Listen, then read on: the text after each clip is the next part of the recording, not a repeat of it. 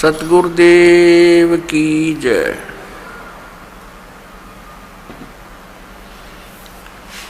बंदी छोड़ कबीर परमेश्वर जी की जय। बंदी छोड़ गरीबदास जी महाराज जी की जय। स्वामी राम देवानंद जी गुरु महाराज जी की जय।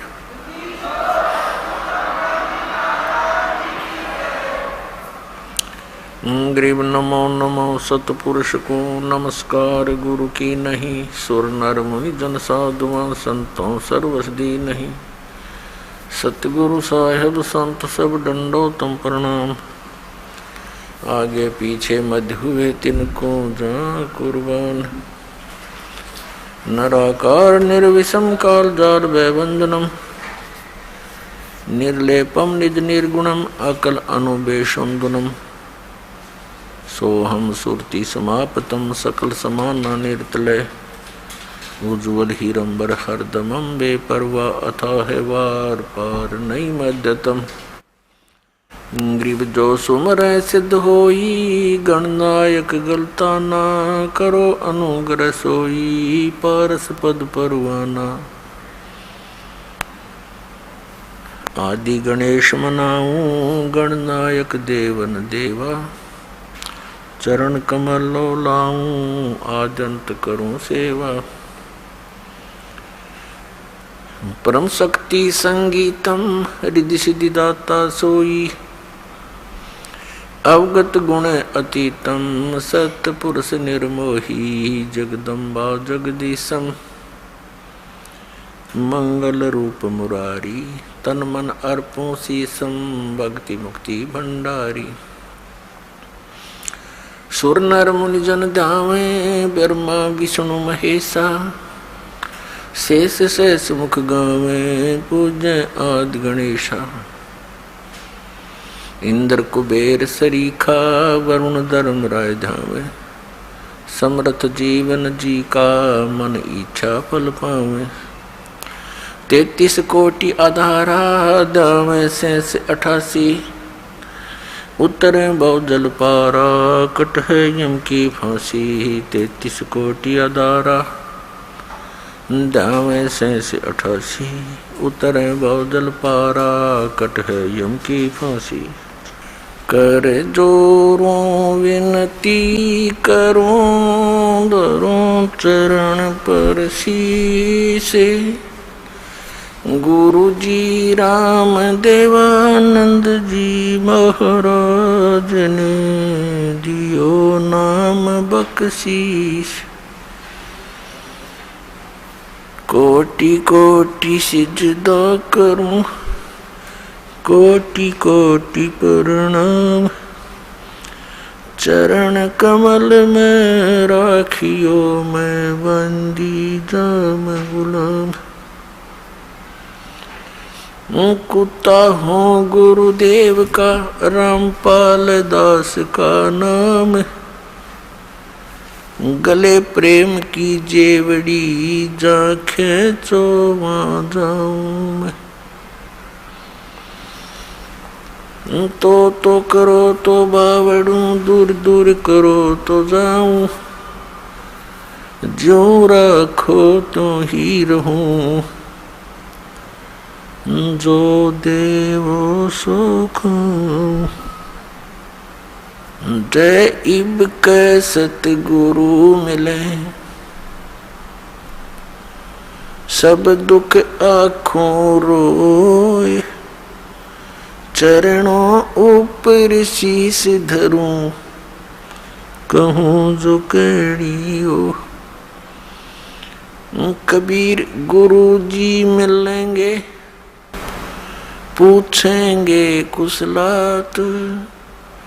आदि अंत की सब कहूँ अपने दिल की बात। गुरु जी तुम ना भूलियो चाहे लाख लोग मिल जाही। हम जैसे तुमको बहुत हैं तुम जैसे हमको नहीं। तुमरे विसारे क्या बने मैं किसकी शरण में जाऊं। शिव ब्रंच मुनि नारदा तिनके हृदय न समाऊं। ब्रह्म पिता परमात्मा पूर्ण ब्रह्म सारी सृष्टि के रचनहार कुल मालिक कबीर परमेश्वर जी की असीम कृपा से आप जी सत्संग सुनने के लिए उपस्थित हुए। भक्ति मुक्ति के दाता सतगुरु ये भटकत प्राण फिरंदा, उस साहिब के हुक्म बिना नहीं तरवर पात हिलंदा।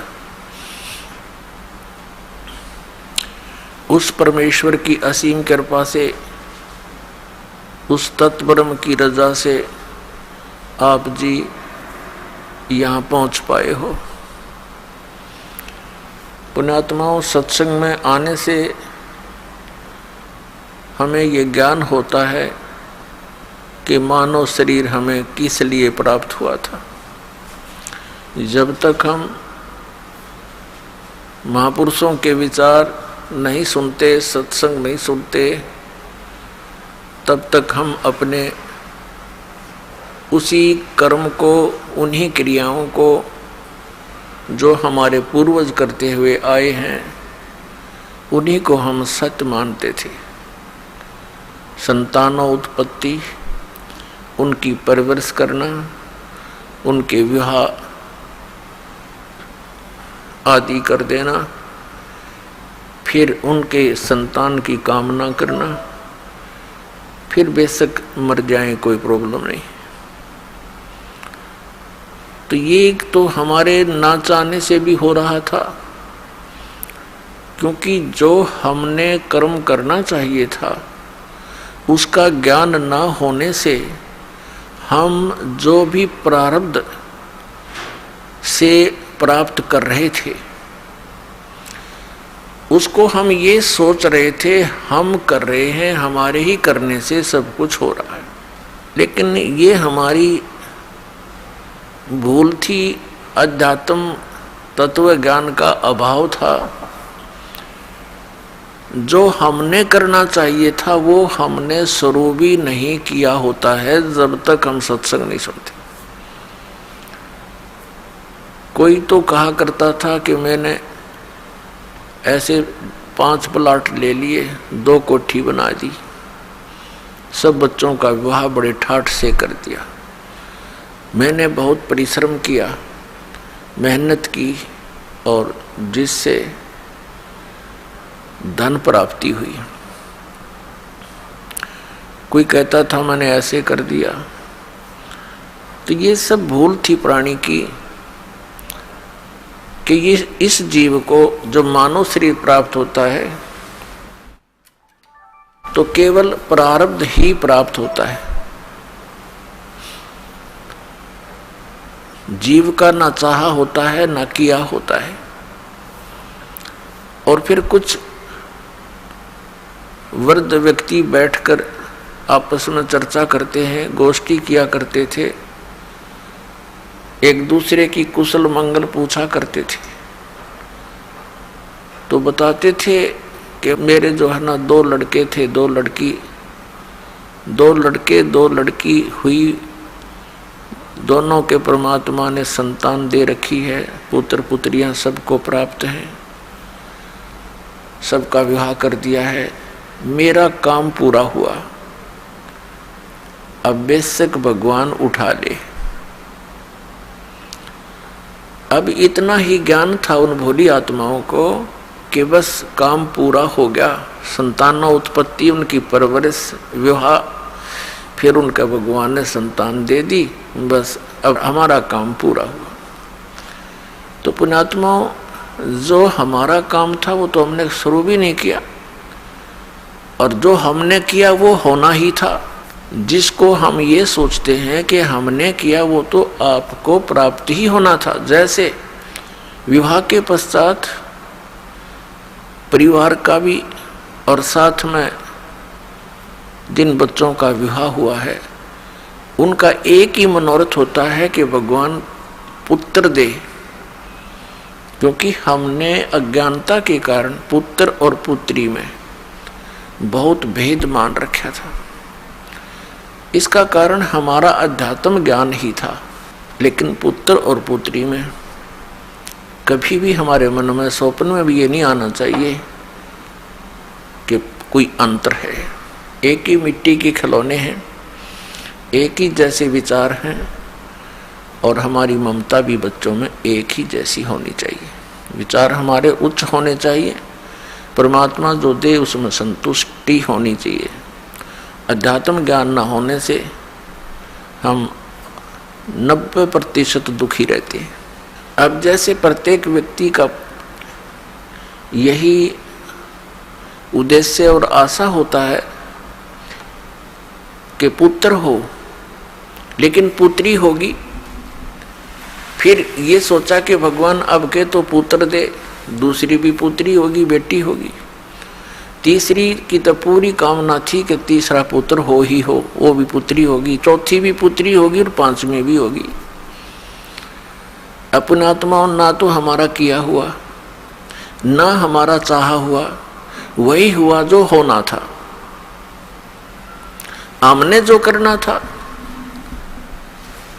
उसका ज्ञान होता है सत्संग से। सत्संग हमें सुनने को मिला नहीं। हम आजीवन एक पेट के निर्वाह की व्यवस्था में ही सारा जीवन व्यर्थ कर कर चले जाते रहे।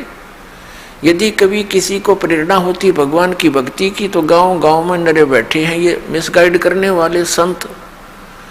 कोई किसी ने मंदिरों तक सीमित कर दिया, किसी ने समाध तक सीमित कर दिया, किसी ने मस्जिद तक, किसी ने गुरुद्वारे तक सीमित कर दिया। जो क्रिया हमें करनी चाहिए थी वो हमारे सदग्रंथ, हमारे महापुरुष बताते हैं, उनकी अमरवाणी बताती है। उसके आधार से हमने करना चाहिए था। वो ज्ञान हमें प्राप्त नहीं हो सका क्योंकि हम अशिक्षित थे। और सभी सदग्रंथ जो थे वो लिपिबद्ध थे, कोई किसी लैंग्वेज में, कोई किसी लैंग्वेज में, और जनसाधारण किसी भी लैंग्वेज से परिचित नहीं था। जैसे पवित्र चारों वेद, पवित्र श्रीमद् भगवत गीता और पवित्र पुराण, ये सभी संस्कृत भाषा में लिपिबद्ध थे। और जनसाधारण संस्कृत भाषा को नहीं पढ़ता था, उनको अधिकार भी नहीं था पढ़ने का। केवल एक ब्राह्मण वर्ग ही संस्कृत पढ़ने का अधिकारी था, और बाकी जनता ये सिरदर्द भी मोल लेना नहीं चाहते थे कि भी ये ठीक है, महापुरुष हैं, संस्कृत पढ़ते हैं, वेदों गीता और पुराणों को इन्होंने पढ़ा है, जाना है, और ये हमें जो बता रहे हैं वो सही है क्योंकि ये संस्कृत के ज्ञाता है। तो अन्य समाज को, भगत समाज को कोई ऑब्जेक्शन हुआ नहीं, और ये दृढ़ होता चला गया कि ये जो ज्ञान देते हैं वो ठीक है। और जितने भी संत महात्मा थे पहले वो सभी एक ही ज्ञान देते थे कि श्री ब्रह्मा, श्री विष्णु, श्री शिव जी ये अजरो अमर हैं, सर्वेश्वर हैं, महेश्वर हैं, मृत्युंजय कालज्य, इनकी उपमा किया करते थे। और इन्हीं की पूजा यानी श्री विष्णु जी और श्री शिव जी की पूजा, और साथ में फिर मृत्यु के उपरांत सब क्रियाएं, जैसे 13वीं वर्षोद्धी वर्षी 17वीं जैसे भी करवाते थे, फिर उनके श्राद्ध, अस्थियों को उठाकर गंगा में प्रवाह आदि सब क्रियाएं हमसे कराते रहे। तो हमारी एक परंपरा सी बन गई और विदाउट ऑब्जेक्शन बन गई, क्योंकि सभी यही क्रियाएं हम कर रहे थे। और सभी महापुरुष जो भी प्रवचन करता थे, सत्संग किया करते थे, इन्हीं की, सुदामा और श्री कृष्ण जी की, श्री राम और भीलनी की, और रावण के वध की, कंस के वध की, ये कथाएं हमें सुनाया करते थे और हम सुनते रहते थे। अच्छा लगता था। और हमने यही मान रखा था कि सब ज्ञान जो ये बता रहे हैं महापुरुष, ये सदग्रंथों से ही बता रहे हैं। और हरे कृष्ण राम राम हरे हरे, ओम नमः शिवाय आदि, ओम भगवते वासुदेव नमः, इस तरह के ये मंत्र हमसे जाप कराया करते थे। कुछ एक व्यक्ति थे, वो ये कहते थे केवल एक ओम नाम का जाप करना चाहिए और मंत्र नहीं जपने चाहिए। ये तो कोई एकाध ही मिलता था। और वो ऐसा कहने वाले कौन थे? विशेषकर आर्य समाज के कुछ आचार्य और प्रचारक ही होते थे। और वे महर्षि दयानंद के विचारों को ही समाज में फैलाया करते थे। और महर्षि दयानंद खुद ओम का जाप करने के पक्ष में नहीं था। आपको बहुत बार दिखाया है, दिखाएंगे समय आने पर। भले ही वो ये कहते हों कि ओम का जाप करो, लेकिन वे स्वयं ओम नाम यानी किसी भी मंत्र के जप करने के पक्ष में नहीं था। कारण क्या था कि ये सभी ब्राह्मण लोग थे। जैसे आदि शंकराचार्य, ये उस समय जन्मे थे जिस समय भारतवर्ष के अंदर बुद्ध धर्म की जो है अत्यधिक प्रचार हो रहा था बुद्ध धर्म का, और बहुत शीघ्रता से फैल रहा था। उस समय आदि शंकराचार्य जी का जन्म हुआ ईसा मसीह जी से 508 वर्ष पूर्व। तो उस आदि शंकराचार्य का उस समय जन्म होना हमारे लिए वरदान सिद्ध हुआ, क्योंकि यदि बुद्ध धर्म भारतवर्ष में फैल जाता तो पूरा भारतवर्ष नास्तिक हो जाता। जैसे बुद्ध धर्म फैला चीन में, आज देख रहे हैं कि चीन में कोई राम नाम परमात्मा को याद करने वाला प्राणी शायद ही कोई हो। इसका कारण क्या रहा कि ये महापुरुष जैसे महात्मा बुद्ध थे, ये पुण्यकर्मी प्राणी थे पूर्व जन्म के, और इनके कुछ संस्कार शेष रह जाते हैं। उनको फिर मानव शरीर में ये यहाँ का भगवान ब्रह्म देता है, और वो सीधे स्वर्ग से आए हुए थे। जिस स्थान से आत्मा आता है, भले ही उसके ऊपर यहाँ आकर के 3 गुणों का प्रभाव तुरंत हो जाता है, फिर भी उसके अंदर एक विशेष कसक परमात्मा की और उस सुख के प्राप्ति की बनी ही रहती है। इस आधार से उसने घर त्याग दिया महात्मा बुद्ध ने, और बिहार के अंदर गया शहर के पास एक वट वृक्ष के नीचे उसने बैठकर परमात्मा पाने की मनमुखी साधनाएं शुरू कर दी। हठ योग, निराहार रहकर बैठ गया। अब उसको प्राप्त कुछ हुआ नहीं, मरने को हो गया। हिला टहला जा नहीं, बोला भी नहीं जा रहा था। तो किसी माई को प्रेरणा हुई, किसी बहन ने उसके मुख पर थोड़ी सी खीर लगाई, धीरे धीरे वो चाटने लगा। तीसरे चौथे दिन उसने आंखें खोल ली और उठ के फिर प्रचारक बन गया और विधान बना दिया कि starvation could not lead to salvation. व्रत रखने से, भूखा मरने से भगवान प्राप्ति नहीं हो सकती, आत्म कल्याण नहीं। उस हठ योग के करने से और पूर्व जन्म के संस्कारों से उसके अंदर एक बोलने की शैली विशेष थी। ऐसी वो प्रचार करता था कि जनता उससे प्रभावित होने लगी, और जिस कारण से उसने बहुत से अपने प्रचारक भी बना दिए, और भारतवर्ष में वो शीघ्रता से फैलने लगा और पूरा चीन उसका अनुयायी बन गया। अब वो नास्तिक क्यों हो गए? उसका कारण ये था कि जो वे ऑफ वर्शिप यानी पूजा का मार्ग, भक्ति की विधि उस महात्मा बुद्ध ने बताई, वो शास्त्रों अनुकूल नहीं थी। श्रीमद् भगवत गीता अध्याय नंबर 16 के श्लोक 23 और 24 में कहा है कि शास्त्र विधि को त्याग कर जो मनमाना आचरण करता है उसकी न तो गति होती है, न उसको कोई सुख प्राप्त होता है, और न ही उसका कोई सिद्धि प्राप्त होती है, उसकी सिद्धि भी प्राप्त नहीं होती, अर्थात यूजलेस। यूजलेस यानी व्यर्थ।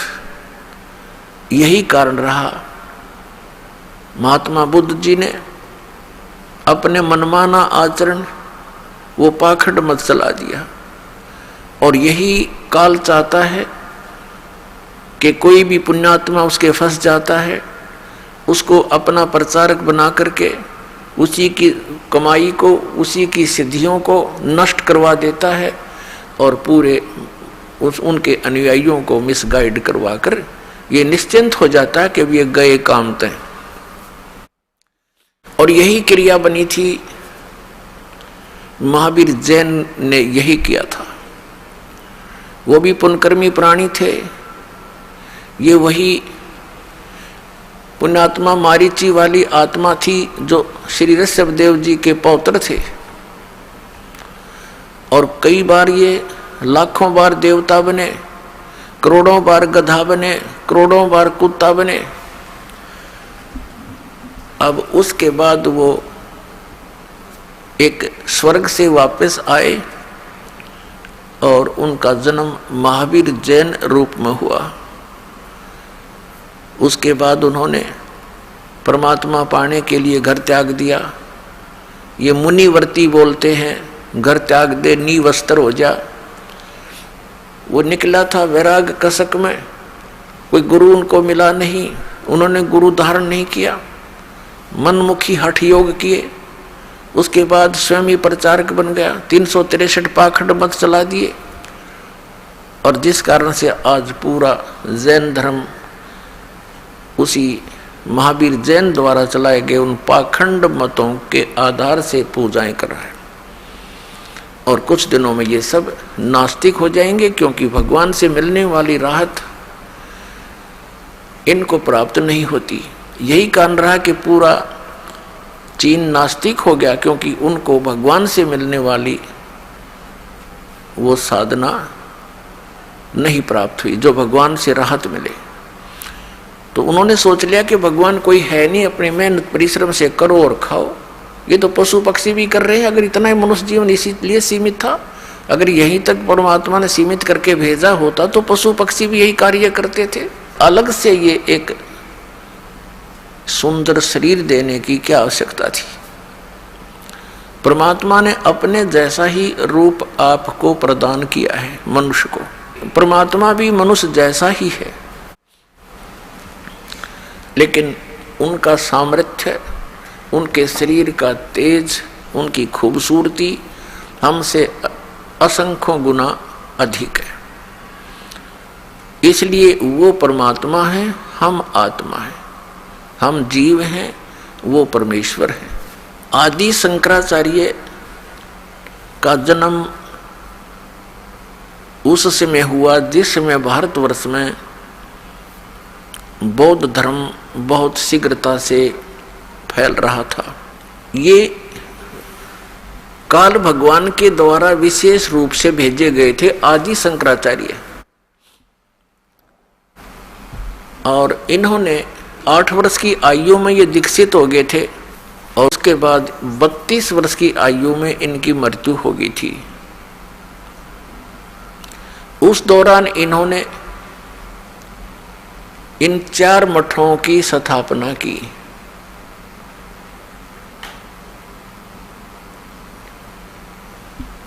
एक जैसे ये जोशी मठ बोलते हैं, ज्योतिर्मय जोशी मठ, एक श्रृंगेरी मठ, श्रृंगेरी पीठ कहो, 4 पीठ स्थापित की, एक द्वारका शारदा पीठ, एक पुरी गोवर्धन पीठ, इस प्रकार। तो पुण्यात्माओं, हमारे साथ वही हुआ कि आसमान से गिरे, खजूर में अटक गए। क्योंकि यदि बौद्ध धर्म फैल जाता तो हम आसमान में थे, कोई सिर पैर था ही नहीं भक्ति का। अब इन्होंने क्या सिद्धांत बनाया, आदि शंकराचार्य ने, जहां से हम हिंदू धर्म को चला मानते हैं, उन्होंने क्या बताया। एक तरफ तो वो कहते हैं कि जीव ही ब्रह्म है, अयम आत्मा ब्रह्म, अहम ब्रह्मास्मि, प्रज्ञानम ब्रह्म, और चौथा इनका मंत्र है तत्वमसि। और ये बताते हैं कि इन चारों का अर्थ यही बनता है कि जीव ही ब्रह्म है, ब्रह्म मीन भगवान, और कोई करता है नहीं। और संसार को ये मानते हैं अनादिकाल से अपने आप सृष्टि प्रलय होती है, अपने आप उत्पत्ति होती है। जैसे आकाश से वायु, वायु से अग्नि, अग्नि से जल, जल से फिर पृथ्वी, ऐसे फिर ऐसी तरह संहार होता है। कहते हैं जल से पृथ्वी, ऐसे ही पृथ्वी पर जल हो जाएगा, जल को फिर सूर्य समाप्त कर देंगे, फिर वायु में समा जाएगी, आकाश में मिल जाएगा। तो इनका कहना कि सिर्फ एक तत्व जो अहम तत्व है, कहते वही शेष रह जाता है, उसी से सब बन जाते। श्रीमद् भगवद गीता अध्याय नंबर 16 के श्लोक नंबर 6, 7 और 8 में ये कंसेप्ट क्लियर कर दिया है कि जो व्यक्ति ये मानते हैं कि परमात्मा का अस्तित्व कोई नहीं है, आत्मा यानी जीव ही ब्रह्म है, और संसार ये अपने आप बनता और बिगड़ता है, इसका कोई करता नहीं, जीव ही करता है। ऐसे लोग राक्षस स्वभाव को धारण किए हुए हैं और वे संसार के जगत के नाश के लिए ही उत्पन्न होते हैं। पुण्यात्माओं, ये क्योंकि हमने न तो सदग्रंथों का ज्ञान, इन हमारे जो धर्म गुरुओं ने, हिंदू धर्म के धर्म गुरुओं ने हमारे को शास्त्र विरुद्ध ज्ञान दे रखा है और शास्त्र विधि को त्याग कर मनमाना आचरण दे रखा है, जिस कारण से ये दास जो शब्द सत्य बोलता है वो प्रत्येक हिंदू धर्म के पुण्यकर्मियों को बहुत खटकते हैं, कुनैन जैसे कड़वे लगते हैं। उसके लिए थोड़ी सी बूरा खिलानी पड़ेगी। वो बूरा क्या होती है? जिन सदग्रंथों को हम सत्य मानते हैं, उन्हीं सदग्रंथों में आपको ये दास के वचन जो बोले हैं मिल जाते हैं, तो आपको वो बुरा का काम करते हैं, आपका कड़वापन समाप्त हो जाता। दिखाते हैं, ये देखिएगा श्रीमद् भगवद गीता, गीता प्रेस गोरखपुर से प्रकाशित है। इसके अनुवादक हैं जयदयाल गोविंद का। अध्याय नंबर 16 श्रीमद् भगवद गीता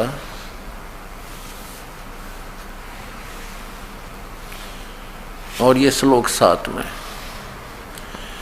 असुर स्वभाव वाले मनुष्य प्रवृत्ति और निवृत्ति दोनों को भी नहीं जानते, इसलिए उनमें न तो बाहर भीतर की शुद्धि है और न श्रेष्ठ आचरण और न सत्य भाषण ही है। 8 में क्या कहा है? ये 8 है।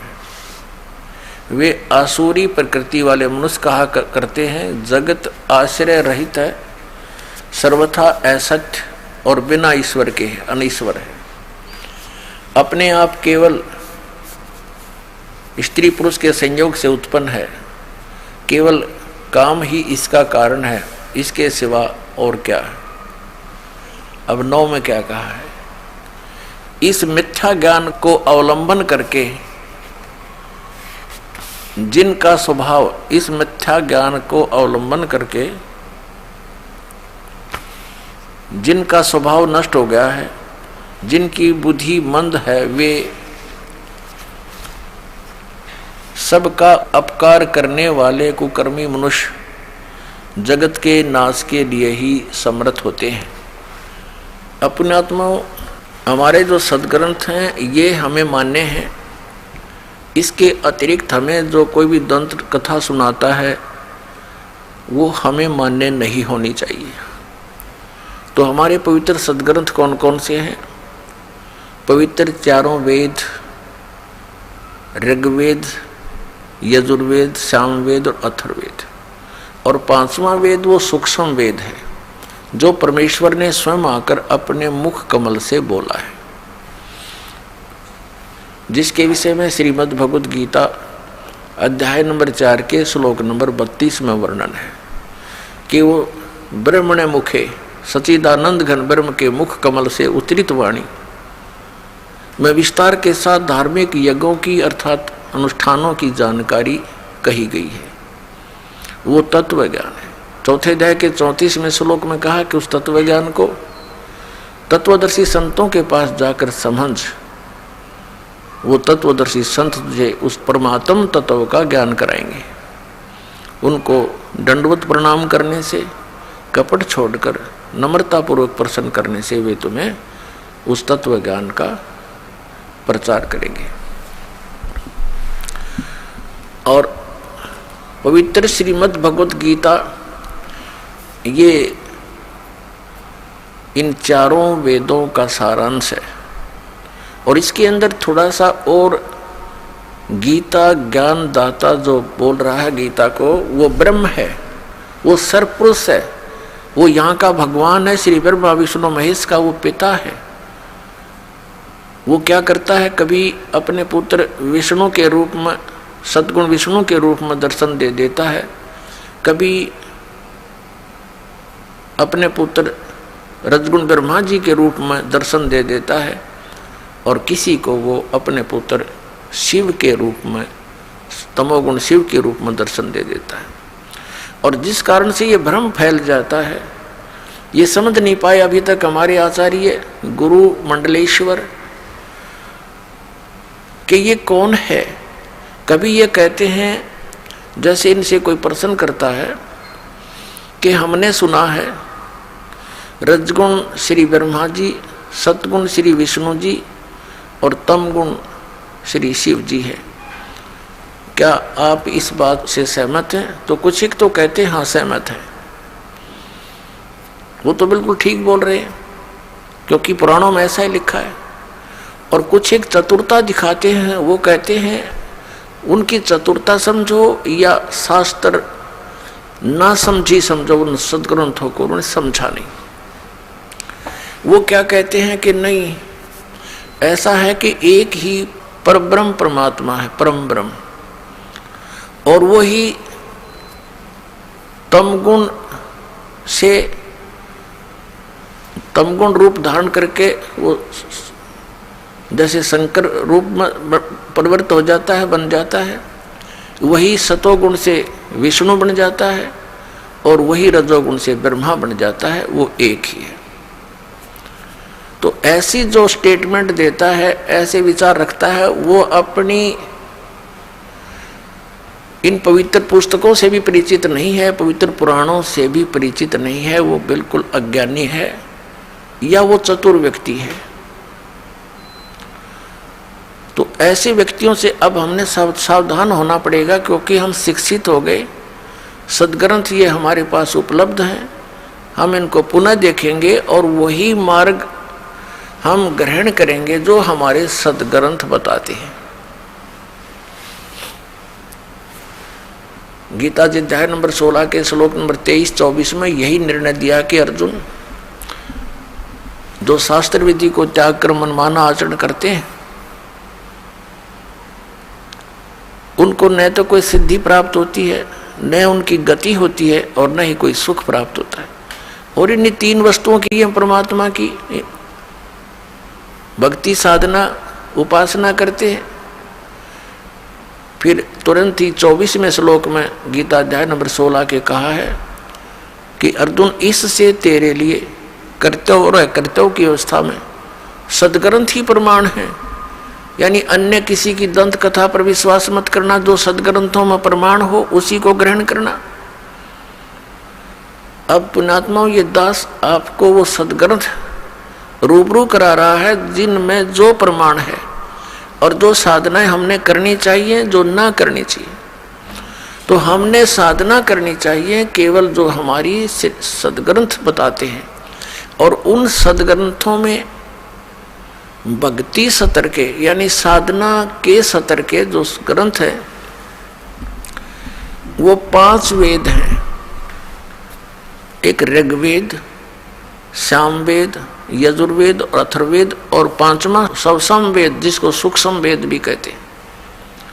तो सूक्ष्म ये 4 वेद तो परमात्मा ने, परम अक्षर ब्रह्म ने,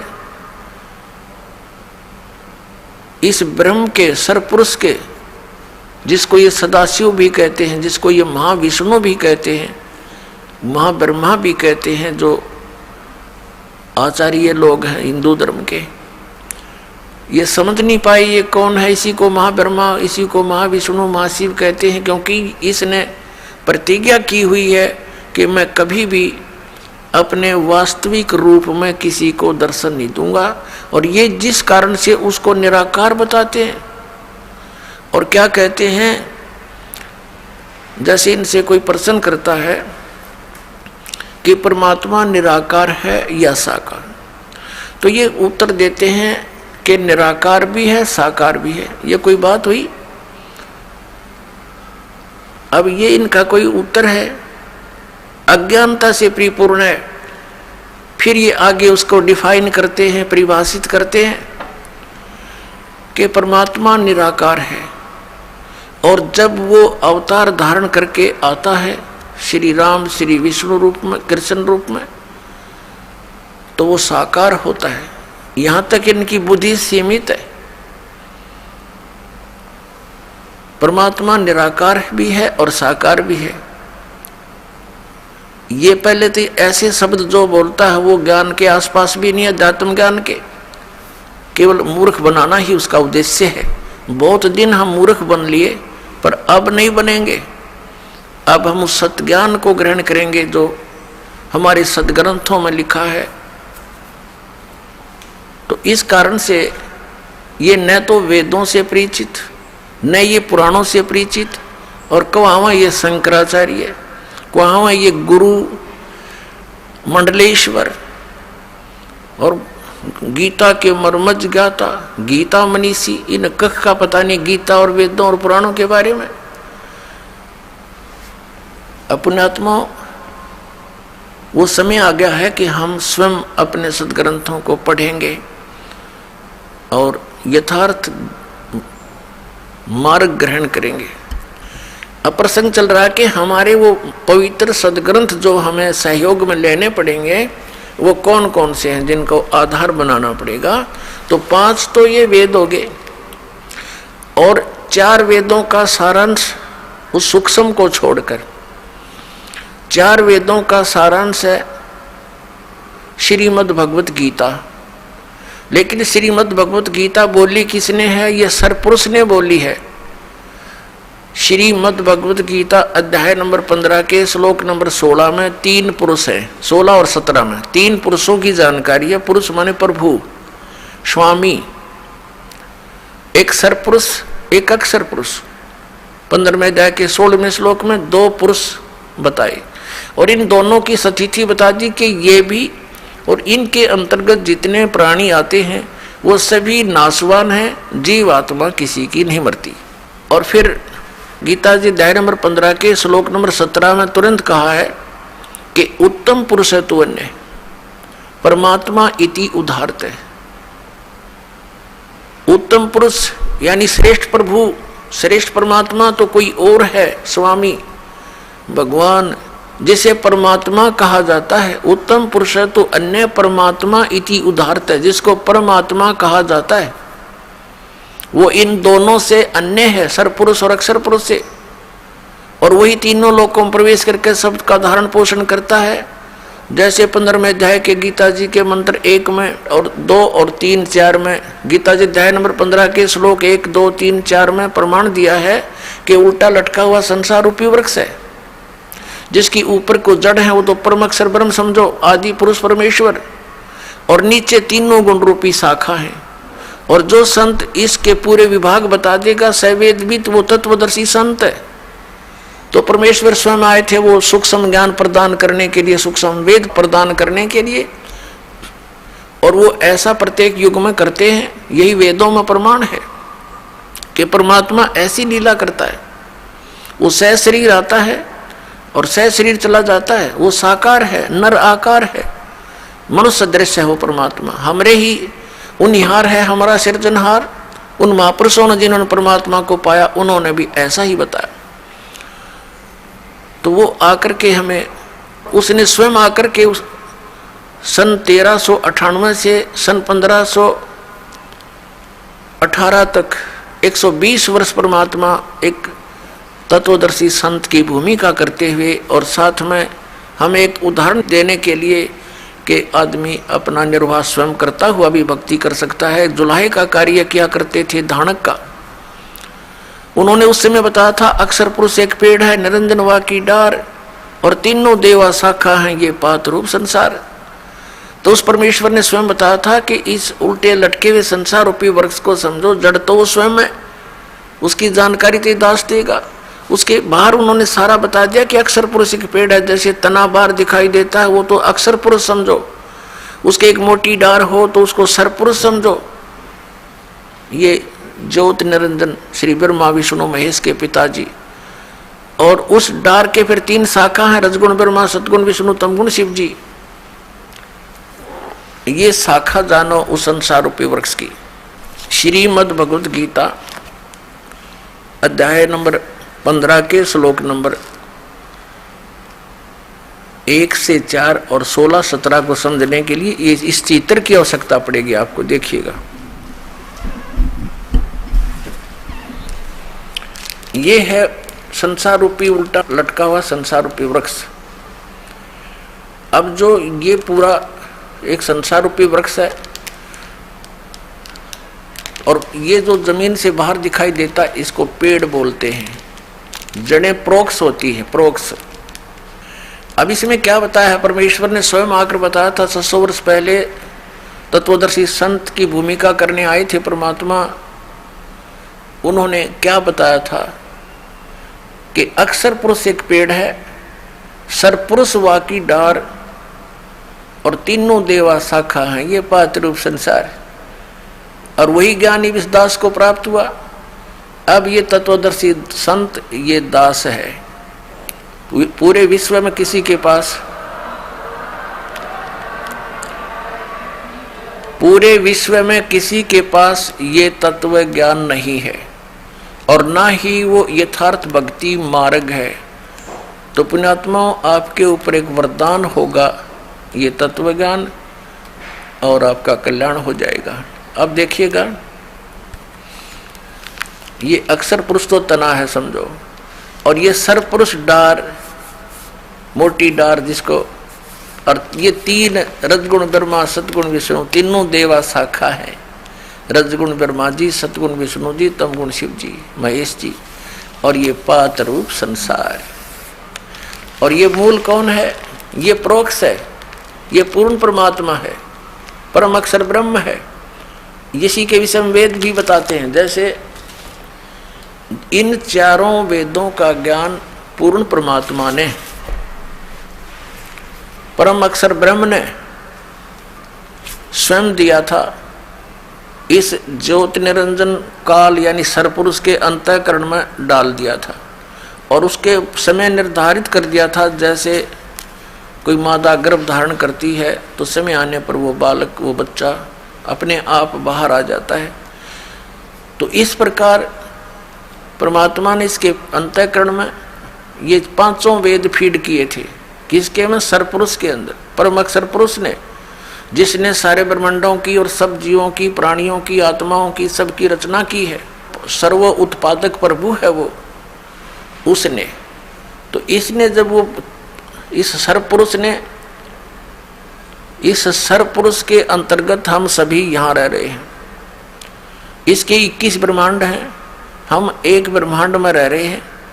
एक ब्रह्मांड में ये श्री ब्रह्मा, रजगुण, श्री विष्णु, सतगुण, श्री शिव जी, तमगुण, ये इसके पुत्र हैं सरपुरुष के, ये शाखा है। और ये यहाँ उत्पत्ति, सतिथि और संहार का कार्य ये तीनों ही कर रहे हैं। और इसके निमित्त वो काल है, वो करवा रहा है। उसको 1,00,000 मानव शरीरधारी प्राणियों के सूक्ष्म शरीर को भून कर खाने का श्राप लगा हुआ, खाने का। तो जिस कारण से ये अपने तीनों पुत्रों से हमें यहाँ पर ऐसे ही व्यवस्थित है, ऐसे ही व्यवस्थित करवा रहा है कि ब्रह्मा जी के रजोगुण के कारण हम संतानों उत्पत्ति करते हैं और विष्णु जी के सतोगुण के कारण हम एक दूसरे में ममता रखते हैं। हमारे बस की बात नहीं कि हमारा मोह हट जाए यहाँ संसार, संपत्ति या परिवार से। और तमोगुण के भगवान शिव के कार्य से आप परिचित भी हैं कि क्रोध इतना बन जाता है और एक बार तो ये जीव बहुत जुल्म कर डालता है, हिंसा कर देता है, बाद में रोता रहता है। और ये शंकर भगवान काल का जो तीसरा पुत्र है ये संहार करता है और अपने पिता के लिए हमारा यहाँ आहार बना रखे। ये सत्य मानना, क्योंकि आपने अभी ज्ञान सुना ही नहीं था। दास के जितने भी सत्य वचन होंगे आपको एक बार तो ऊट पटांग लगेंगे, लेकिन जब ये प्रमाण आपके रूबरू होंगे दांतों तले उंगली दबाएगा पूरा मानव समाज। अपने आत्माओं, जैसे प्रसंग चल रहा था कि उल्टा लटका हुआ संसार रूपी वृक्ष है, अक्षर पुरुष एक पेड़ है, निरंजन वाकी डार और तीनों देवा शाखा हैं, ये पात्र रूप संसार ये आपके रूबरू हुआ। अब जड़ जो है वो परम अक्षर ब्रह्म है। गीता जी अध्याय नंबर 7 के श्लोक नंबर 29 में अर्जुन को ज्ञान दिया गया कि जो व्यक्ति जरा और मरण से, जरा माने वृद्धावस्था बुढ़ापे तक, मरण माने मृत्यु से छूटने का प्रयत्न करते हैं, वे उस तत्ब्रह्म से सारे अध्यात्म ज्ञान से और सब कर्मों से परिचित है वो व्यक्ति। क्योंकि जिनको ये पता लग गया कि ये संसार की सब जो वस्तु है ये हमारे काम की नहीं, जन्म मृत्यु सदा बनी रहेगी और परम अक्षर ब्रह्म की साधना करने से, उस तत्ब्रह्म की साधना करने से जरा भी समाप्त होगा, यानी वृद्धावस्था भी और मृत्यु भी। क्योंकि सचखंड सतलोक शाश्वत स्थान में सनातन परम धाम में जाने के बाद ये प्राणी ऐसे ही मनुष्य सदृश शरीर में रहता है और वहाँ इसकी मृत्यु नहीं होती, वृद्ध अवस्था नहीं आती, सदा युवा रहता है। तो उसके लिए यहाँ ज्ञान दिया गया। अब 7वें अध्याय के 29वें श्लोक में जिस तत्ब्रह्म के विषय में गीता ज्ञानदाता ने कहा, 8वें अध्याय के प्रथम मंत्र में अर्जुन ने पूछा कि भगवान किम तत्ब्रह्म,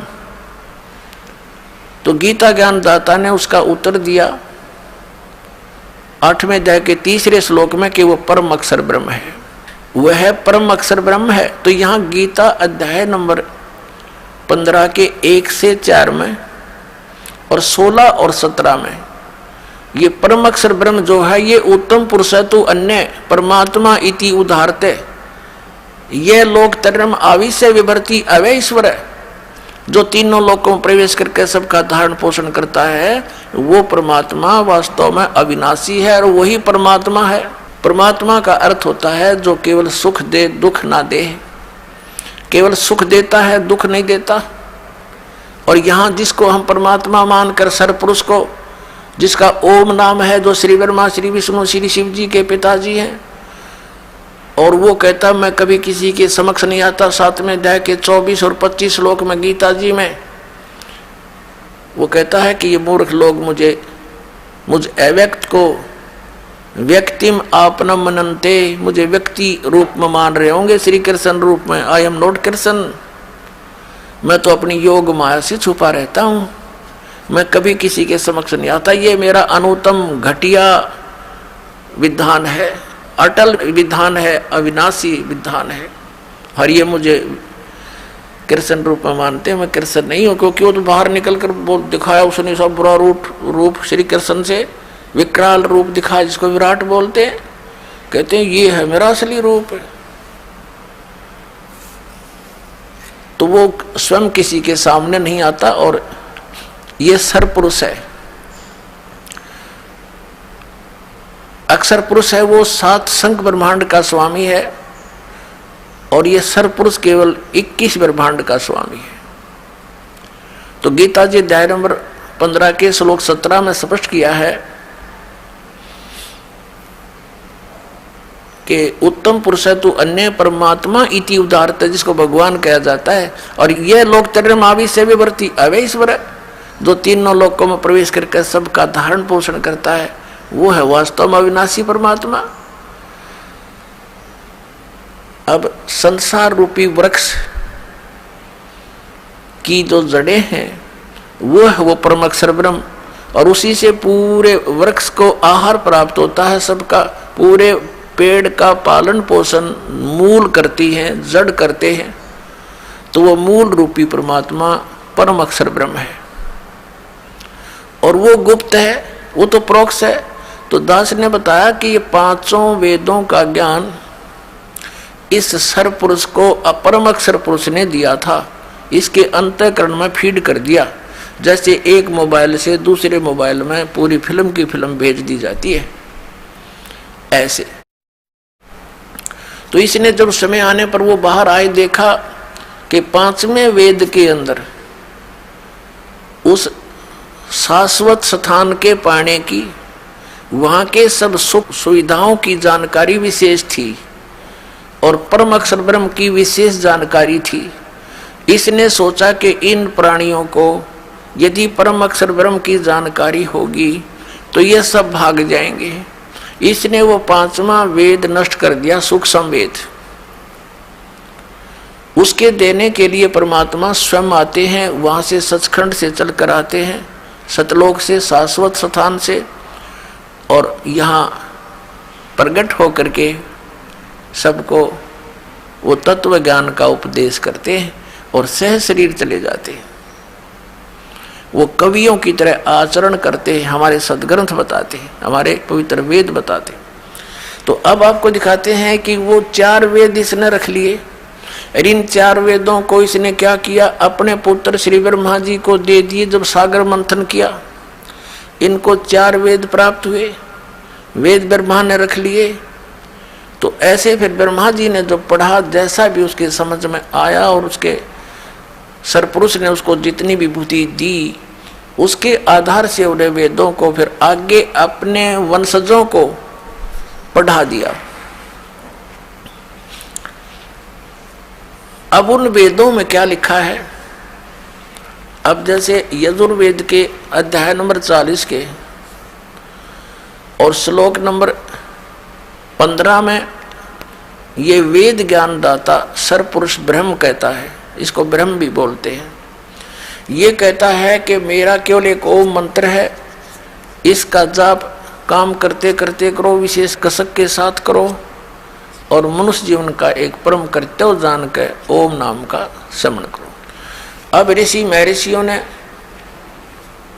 इन यजुर्वेद से ओम मंत्र तो सेलेक्ट कर लिया कि पूर्ण परमात्मा की भक्ति का सही मंत्र यही है।